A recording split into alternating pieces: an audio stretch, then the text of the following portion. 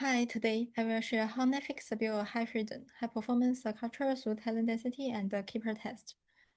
Imagine this, a Friday night in 1997. You walk into a blockbuster store.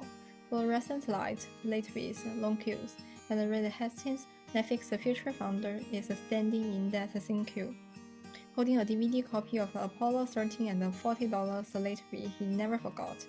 That moment didn't just frustrate him, it sparked an idea that would change entertainment forever. In 1997, Reed and Mark Randolph launched Netflix as a DVD by mail service.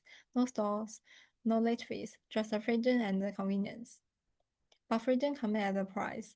When the dot-com bubble burst in 2001, Netflix was running out of cash. Competitors collapsed, investors walked away, and Reed Hastings had to do something no founder ever wants to do. He laid off one-third of the company. Everyone thought this was the beginning of the end, but then something strange happened. The smaller team worked faster, communication improved, people took initiative, and productivity skyrocketed. Reed realized the lesson that shaped Netflix forever. It wasn't about having more people, it was about keeping the right people. Reed later described this as increasing Netflix talent density, raising the bar by surrounding employees only with exceptional colleagues. This insight later evolved into one of the world's most controversial and influential management control practices. And before I explain what that practice is, let me ask you this. If someone on your team resigned tomorrow, would you fight to keep them? And ethics, the most important management control system is not a rulebook, a budget, or a KPI. It is a single question managers must ask. This question was later formalized into Netflix's core management control practice. That is the keeper test, which is simply ask, would I fight to keep this person?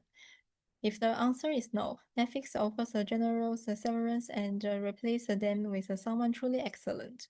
This is the keeper test, clear, radical, and deeply aligned with Netflix's philosophy of talent density, transparency, and freedom.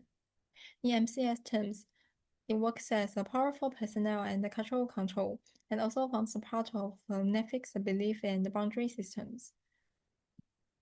Research shows that MCS should support strategy, enhance learning, and strengthen culture. The Keeper test does exactly that.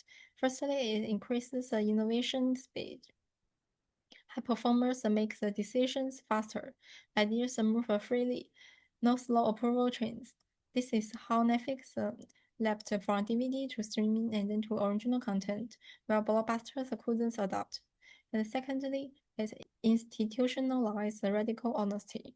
No vague annual reviews, no hiding performance issues. Everyone knows where they stand. This reduces politics and supports Netflix's value of candor. And thirdly, it protects the freedom with responsibility. Ethics has no expense limit, no vacation approvals, and minimal policies. But this freedom only works when you retain people you trust. Keeper test acts as a control mechanism that maintains accountability without sacrificing autonomy. And before we talk about the risk of the keeper test, let me share one real example from inside Netflix. Patty McCord, Netflix chief talent officer, a person who helped shape Netflix culture and promoted the idea of the radical candor, was eventually let go through the same system she helped build. Reed Hastings later said Netflix needs a different HR leader for its next stage, so he asked himself the keeper test question: Will I fight to keep her? His answer was no.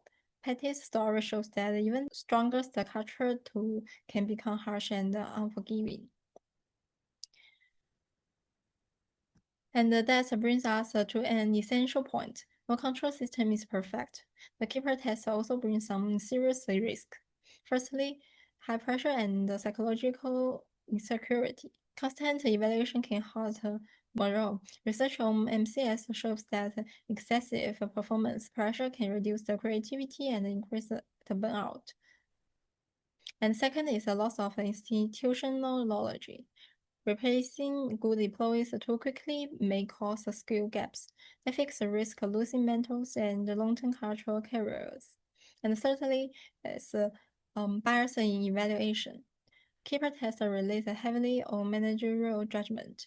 Result checks may reinforce personal preferences over fair assessment.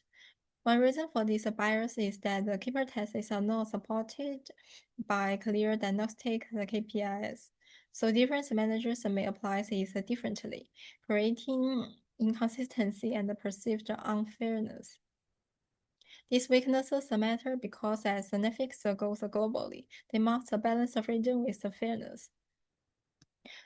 To strengthen the keeper test while preserving its benefits, I offer one recommendation to the Netflix CEO and board. Introduce a structured 360-degree feedback circle to support the keeper test. Why? Firstly, you can reduce the bias.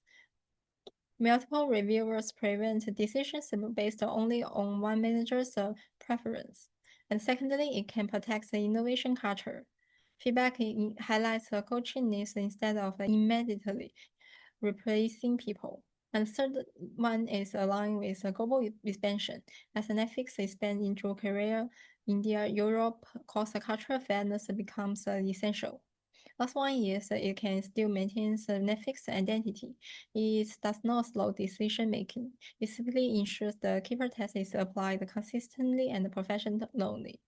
In this way, Netflix can strengthen fairness while preserving speed, improving the overall fit between its control system and its innovation-driven strategy. Netflix proved that freedom can be a control system and that excellence is a choice, not an accident. As Netflix continues expanding across diverse global cultures, the challenge ahead is not just maintaining freedom, but ensures that freedom is experienced as a fairness. So I leave the Netflix board with this final thought. A great culture is not built by keeping everyone, but by fighting to keep the right one.